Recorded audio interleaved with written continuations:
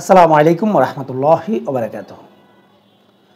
ভারত এবং পাকিস্তান যুদ্ধে কে জিতবে কে হারবে এবং এই যুদ্ধের ফলাফল কি হবে এই বিষয় নিয়ে আসলে আমি কথা বলতে চাই না, কারণ সামরিক বিষয়ে আমার জ্ঞান খুবই কম। এছাড়াও অনেককে দেখবেন আসলে যাদের সামরিক বিষয়ে জ্ঞান কম, তারাও কিন্তু এই বিষয়গুলো নিয়ে আসলে অনেক বিশ্লেষণ করে থাকেন। কিন্তু আমি মনে করি যে বিষয়ে আসলে কারো যদি জ্ঞান কম থাকে সেই বিষয় নিয়ে কথা বলা উচিত নয়। তাই আমি নিজেকে মনে করি যে বিষয় নিয়ে আমার জ্ঞান নেই, আমি সেই বিষয় নিয়ে আলোচনা করব না। কিন্তু ভারত পাকিস্তান যে যুদ্ধটা হচ্ছে, এই যুদ্ধটা নিশ্চিতভাবে এটা রাজনীতির একটা কৌশল।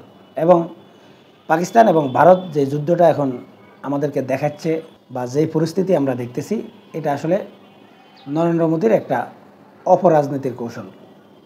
আপনারা প্রত্যেকে জানেন যে এই নরেন্দ্র মোদী কতটা কুৎসিত রাজনীতি করে। সে মুসলমান নিধনের নামে মুসলিমদের ধর্মীয় অনুভূতিতে আঘাত এনে সে ভারতের যেই হিন্দুত্ববাদী যে জনগোষ্ঠী রয়েছে,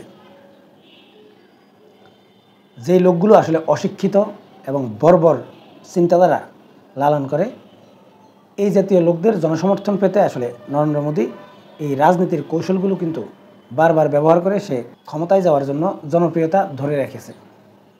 আপনারা যদি একটু বিচক্ষণতার সাথে চিন্তা করেন, বুঝবেন যে নরেন্দ্র মোদী আসলে সাম্প্রদায়িক দাঙ্গা লাগিয়ে সবসময় সে রাজনীতির ফায়দা হাসিল করতে চায়। মানে তার রাজনীতিটা আমি মনে করি বর্তমান বিশ্বে সবচাইতে কুৎসিত রাজনীতি। এমনকি ভারতের শিক্ষিত এবং যারা সচেতন ব্যক্তি রয়েছেন, তারাও কিন্তু এখন বলা শুরু করেছেন যে নরেন্দ্র মোদী তার ভোটে জেতার জন্য বা তার জনসমর্থন ধরে রাখার জন্য আসলে এই জাতীয় নানা রকম এই পরিকল্পনা নিজেই ঘটিয়েছে। এবং এটা আমি 100% সত্য মনে করি। কিন্তু আপনারা যদি একটু বিচক্ষণতার সাথে চিন্তা করেন, তাহলে এটাও বুঝতে পারবেন যে ভারত এবং পাকিস্তান দুইটাই কিন্তু পারমাণবিক শক্তিধর রাষ্ট্র। অতএব পারমাণবিক শক্তিধর কোনো রাষ্ট্র যদি একে অন্যের সাথে যুদ্ধে লিপ্ত হয়, এখানে আসলে জয় পরাজয়ের আসলে প্রশ্ন আসবে না। এখানে প্রশ্ন আসবে যে দুইটা দেশ যদি আসলে মনে করে যে আমরা নিজেরা আসলে ধ্বংস হয়ে যাব, তাহলেই কিন্তু আসলে এই যুদ্ধটা সংগঠিত হয়। মানে দুইটা দেশ যেহেতু পারমাণবিক শক্তিধর রাষ্ট্র, তাই এখানে জয় পরাজয়ের কোনো প্রশ্ন আসবে না। কারণ কেউ যদি তার অস্তিত্ব সংকট মনে করে, সে কিন্তু পারমাণবিক হামলা চালাবে।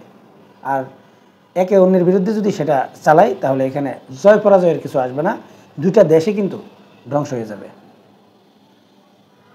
কিন্তু আপনারা যদি একটু লক্ষ্য করেন, তারপরেও কিন্তু দেখবেন যে এই নরেন্দ্র মোদী যে কোনো মূল্যে আসলে পাকিস্তানের উপর একটা আক্রমণ করতে চাইছে, সে তার রাজনীতির সুবিধা হাসিল করার জন্য।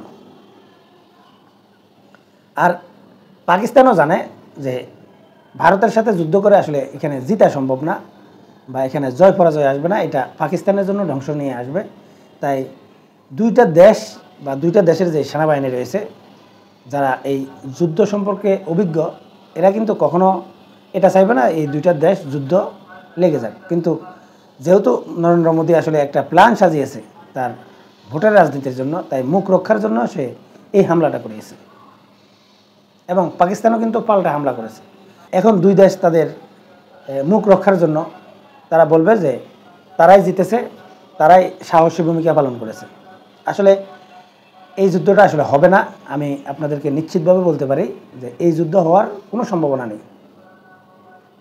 হয়তো আরও 1-2 রাউন্ড এরকম একটা উত্তেজনা দেখিয়ে আসলে এই অন্য একটা দেশের মধ্যস্থতায় আসলে দুই দেশ সমাধান করে চলে যাবে। মানে নরেন্দ্র মোদীর যেই প্ল্যান, সে হিন্দুত্ববাদীকে বা এই সাম্প্রদায়িক উস্কানি দিয়ে সে তার রাজনৈতিক স্বার্থ হাসিল করবে, সেটা কিন্তু তার হয়ে যাবে। এখন ভারতের যারা বিচক্ষণ লোক, তারা কিন্তু বুঝে, এখনও বুঝে, কিন্তু ভারতে আসলে সবচাইতে বেশি শিক্ষার অভাব রয়েছে। তারা শিক্ষা খাতে অনেকটাই পিছিয়ে। মানে হচ্ছে ভারতের যে জনগোষ্ঠী রয়েছে, এই জনগোষ্ঠীর প্রত্যেকটা অঞ্চলে আসলে শিক্ষা পৌঁছাতে পারেনি। তাই এই অশিক্ষিত যেই ভারতীয়রা রয়েছে, যারা আসলে এই যুদ্ধনীতি বা রাষ্ট্রের যেই রাজনীতির কৌশলগুলো এগুলো ভালোভাবে বুঝতে পারে না, এই লোকগুলোর আসলে জনসমর্থন নেওয়ার জন্য আসলে এই মোদির এই প্ল্যান।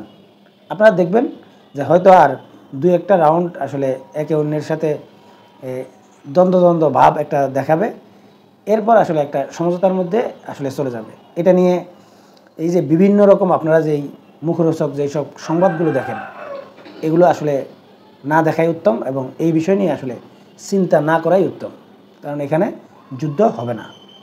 সম্মানিত দর্শক, আপনারা কি মনে করেন কমেন্টসে জানাবেন। এখনকার মতো এই পর্যন্তই। আল্লাহ হাফেজ।